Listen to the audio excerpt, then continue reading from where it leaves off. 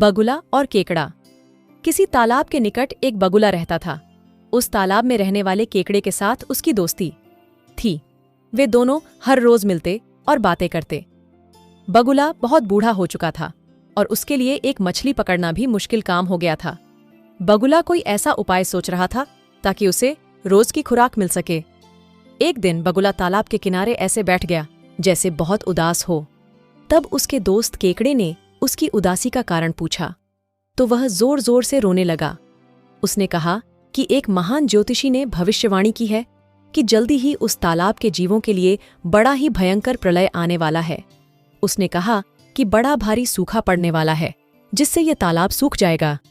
इससे तालाब के सारे जीव मर जाएंगे। बगुले की बात केकड़े ने तालाब की सभी मछलियां, केकड़े, मेंढक आदि सबको बता दी। फिर मछलियां केकड़े के साथ बगुने के पास गई और उन्होंने बगुले से पूछा, तुम बुजुर्ग होने के कारण बहुत बुद्धिमान हो, क्या तुम हमारी जान बचाने का कोई रास्ता बता सकते हो?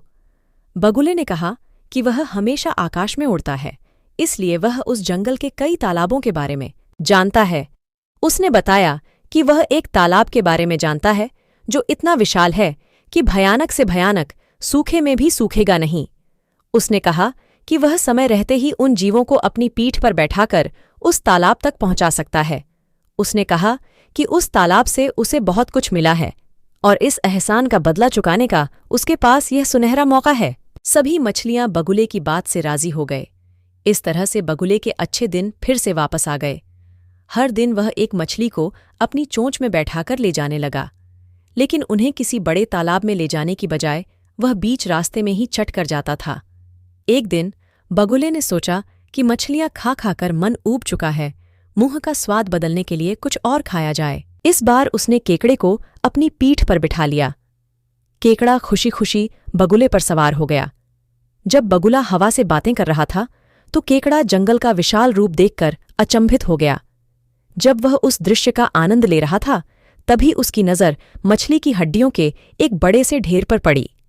उसने बगुले से उस ढेर के बारे में पूछा तो बगुले ने उसे असल बात बता दी और कहा, अब तुम अपने भगवान को याद कर लो क्योंकि अब मैं तुम्हें खाने वाला हूं। केकड़ा बड़ा ही फुर्तीला था। उसने अपने मजबूत पंजों से बगुले की गर्दन मरोड़ दी जिससे वह बगुला मरकर नीचे गिर गया। इस प्रकार से उस लालची बगुले का अंत हो गया। इस कहानी से हमें यह शिक्षा मिलती है कि अफवाहों पर ध्यान देने की बजाय हमें सच का पता लगाना चाहिए।